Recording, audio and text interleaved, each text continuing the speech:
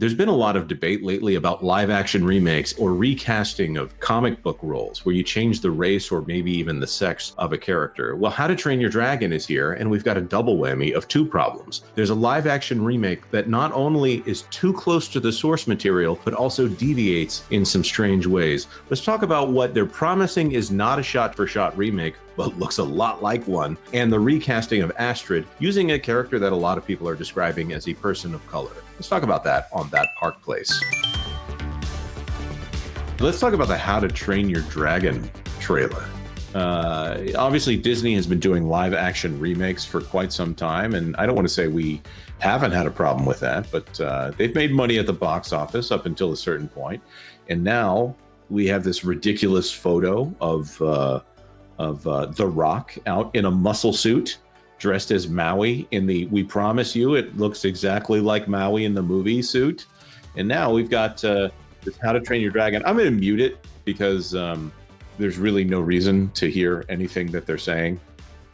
We kind of reacted to this on the Pro Show on Tuesday, but my basic take, and I'm going to repeat it here, is that this looks to be almost a shot-for-shot remake of the original How to Train Your Dragon film, which didn't come out that long ago, or maybe it's longer ago than it seems.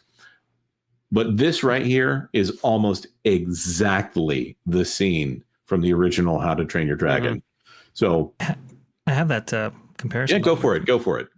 Put it on screen.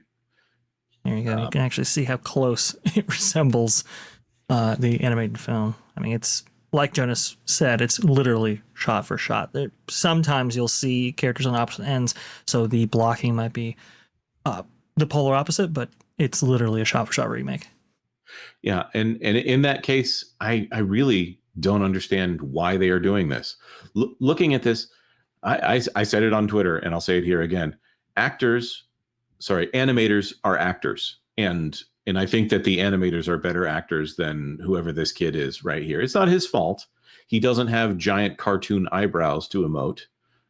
Whatever's going on with this lesser CGI version of Toothless is not as expressive.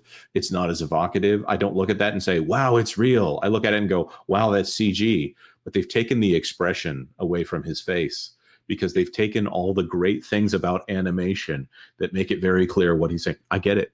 Animation, if your eyebrow would raise by half a centimeter, in animation that eyebrow would need to raise 3 inches. So I just don't understand why they're making this film. They've sucked the character out of it. They How to Train Your Dragon is one of those movies series that I think is kind of defined by its art style, and it's one of those films where like you see it and you know exactly what movie you're looking at right when you see one shot of it, and it loses something in live action. I mean, say what you will about the race swapping and Vikings and Norse culture. Disney has done enough on the other side of the aisle to hold Norse culture in the fire, hold its face into the fire.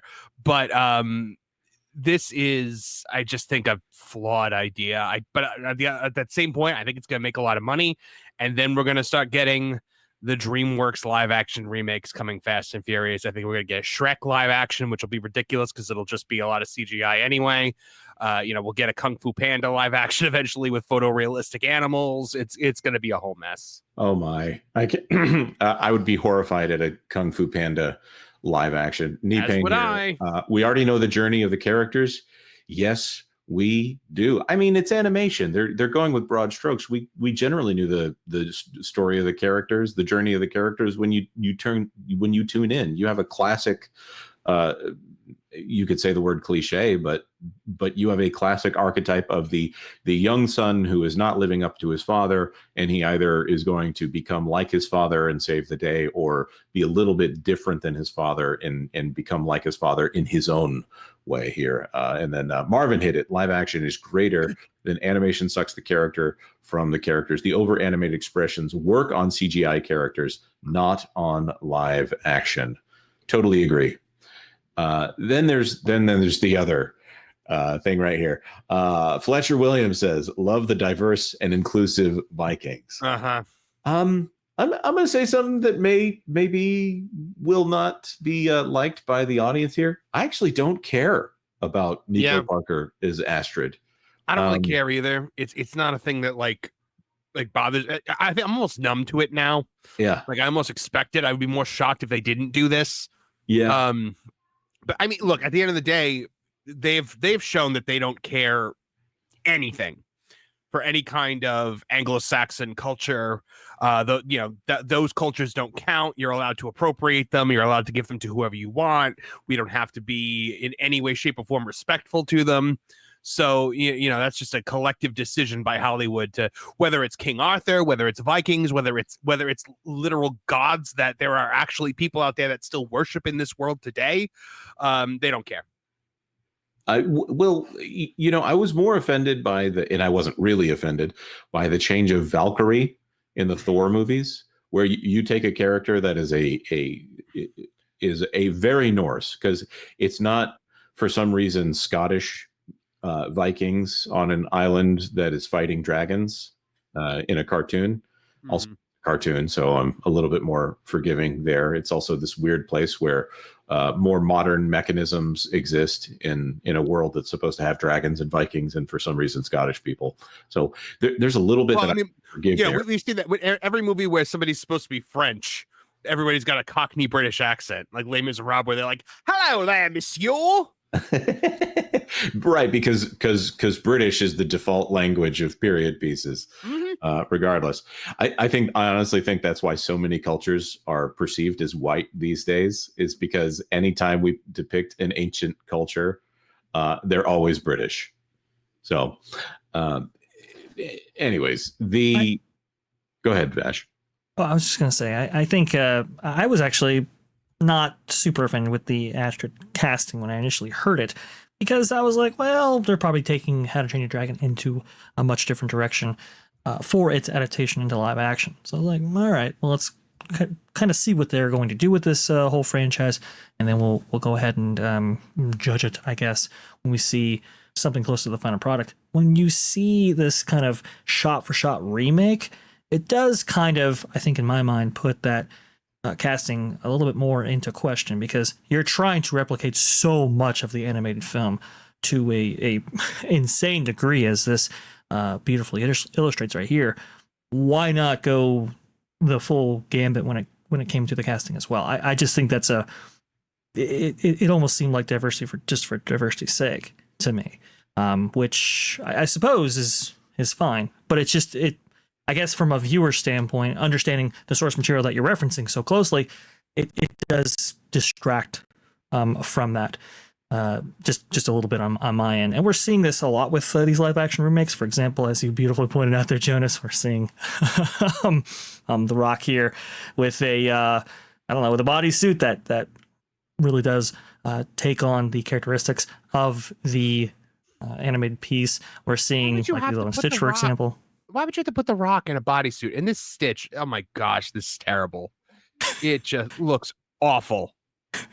Well, they went with, I mean, we're just going to bring it to live action exactly how it was illustrated originally. And it's very weird. By the way, the guy who did How to Train Your Dragon, same guy.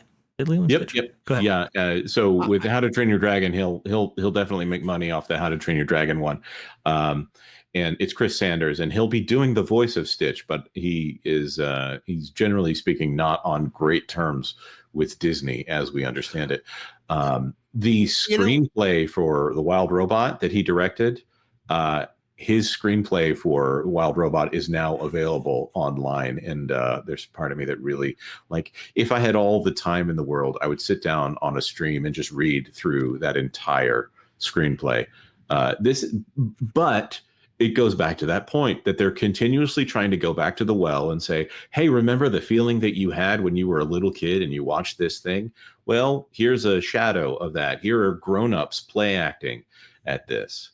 I just don't see that. Go ahead. Here's the thing. Characters like Toothless, characters like Stitch, those aren't the ones that you really lose something from when you go into a live action remake. It's the human characters. It's seeing like the scene in Lilo and Stitch where Nani like chases Lilo through the house. The way Lilo screamed with the big open mouth in the animated feature. That's going to be just bleh in live action. You lose something from the characters that the voice actors and the animators bring to them, because human beings' faces cannot be that expressive. It's like what they lost with The Lion King by making it photorealistic in the live quote unquote live action remake. If they had just given them human like big animated eyes and made them like a CGI version of the animated characters, I think the movie would have been better. I agree. I totally agree. Or they could have done it in the, I don't know. It'd been super weird for them to do it in the Milo and Otis style, where they just put the voice over. But, or the Little Mermaid, where they actually had the real photorealistic fish, which fish are creepy looking, guys. They should not be in a kids movie. One thing I will point out for this movie, it has a much higher chance of making money compared to a Disney film. Do you guys know why? Because it only cost $150 million to make, especially if the storyboards are already done there. I'm getting a little tired of the live action remakes. The Kenneth Branagh Cinderella, I think, is like near the top of the Disney live action remakes. I've been going through some of them in the background. I just watched that the other day. Yeah, I watched the Rudyard Kipling's Jungle Book back when they felt like they were real fancy for putting the name of the author who's been dead forever as the owner of this specific title. You know, Bram Stoker's Dracula, Mary Shelley's Frankenstein, even though it was Kenneth Branagh's Frankenstein. But Rudyard Kipling's The Jungle Book, you know, the one that is the Indian themed folktale that has the Chinese guy playing Mowgli, and nobody cared. For the days when we just wanted to be entertained at the movies and we weren't so focused on all of this. Anyways, what I wanted to say is that live action Cinderella, first of all, Haley Atwell's in it. Not bad. What's her name? Lily James played Cinderella. Good stuff. They used the Cinderella dress, but they made it a bright blue. And there's so much gold in that film. But what it actually is teal. So blue, when it's up against teal, ooh, it really pops.